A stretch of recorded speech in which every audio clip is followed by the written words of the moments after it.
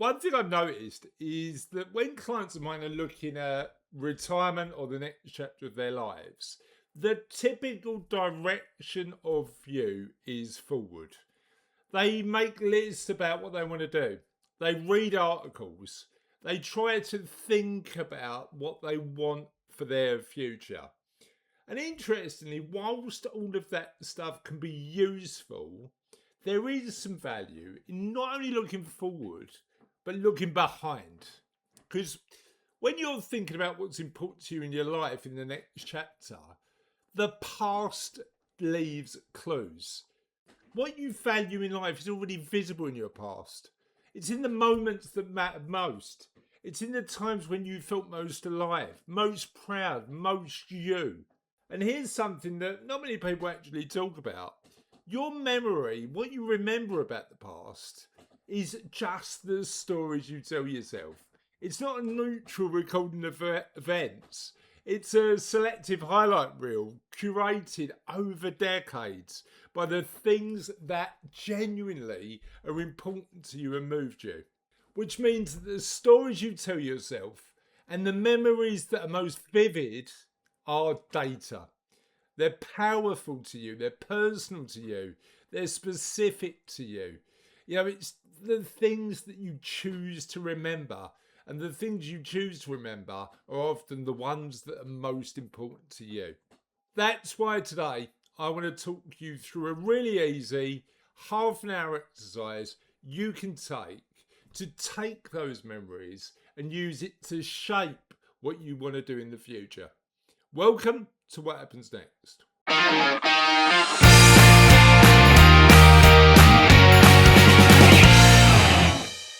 Welcome to What Happens Next, the channel dedicated to exploring some of the more nuanced perspectives about the next chapter of our lives. My name's Chris, I'm a chartered financial planner, and for a couple of decades now I've been helping people plan retirement, whatever that looks like for them. Now, retirement for a few people is rest. For more people, increasingly, it's more nuanced than that. And this channel is dedicated to explore that nuance. Now, I've been running this channel now for a couple of years, and I've recently written and published a book called What Happens Next? Ditching the Retirement Cliff for a Life Well Lived. And if you're in your 50s or 60s thinking about the next chapter of your life, this book was written for you. You'll find a link in the comments below to get your copy of the book today. And you can, if you're watching this on the screen, you've got your phone to hand, take a photo of the QR code here to get your copy today. I'd love to know what you think. Also, if you're in your 50s and 60s and thinking about your next chapter, let me recommend something for you. This channel is entirely dedicated to you and people like you to support you with that journey.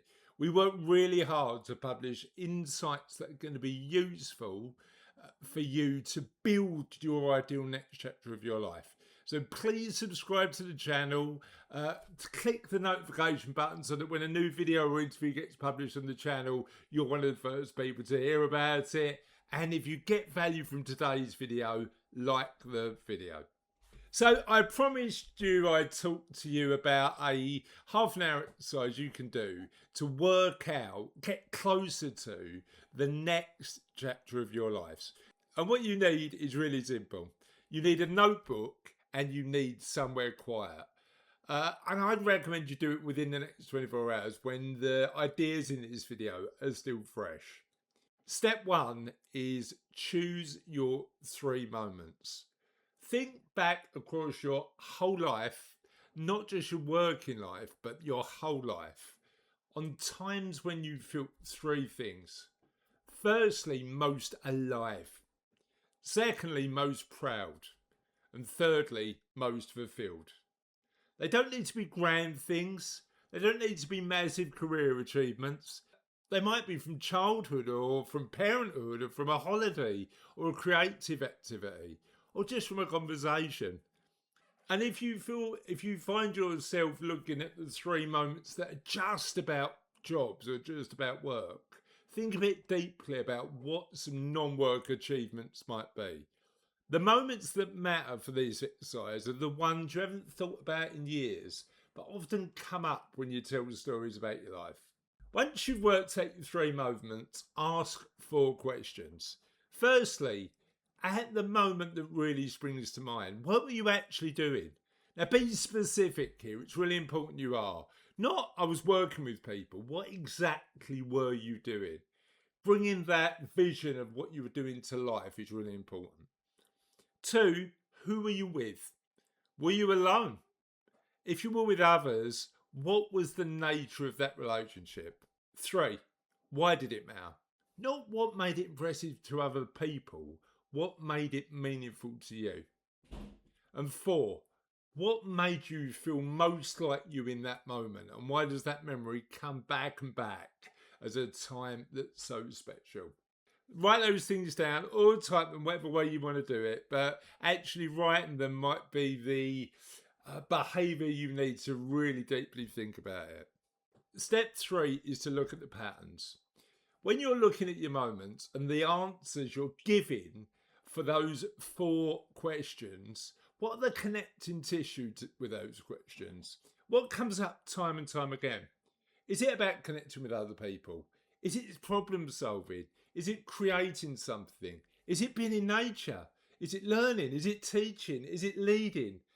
Is it being part of something bigger than yourself? Whatever shows up in 2 or potentially all 3 of those moments, that's a value. Not an aspiration, not a should have. That's something that's genuinely important to you, genuinely matters to the person you are. So here's what I do. Firstly, do this exercise.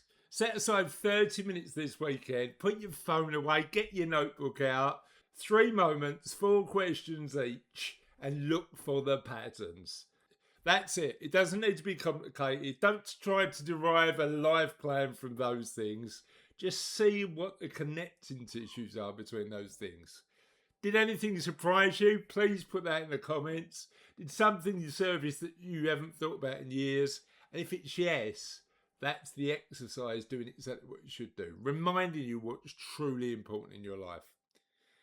Part 2 is share it with one person. Share it with your spouse, partner or significant other or a really close friend. And experiment to 3 is taking that insight and turn it into action. How do I do more of what I know is important and valuable to me right now? And then what you can do is design a tiny experiment to take one natural step towards doing more of what you love. That's it for today. That's all I want you to do. But what I'd love you to do, if you're comfortable, is share how you got on with that exercise in the comments below. What did you learn? What memories were important? What connected them? And how's this going to help you think about how you spend your time in the future? Feel free to put that in the comments. Now, if you want more insight into the things you want to consider in the next chapter of your life, we've got an amazing quiz at the What Happens Next website. You can find that at whathappensnext.life, and that will help you work out where you're really strong in your well-being and where you might want to add a bit of improvement.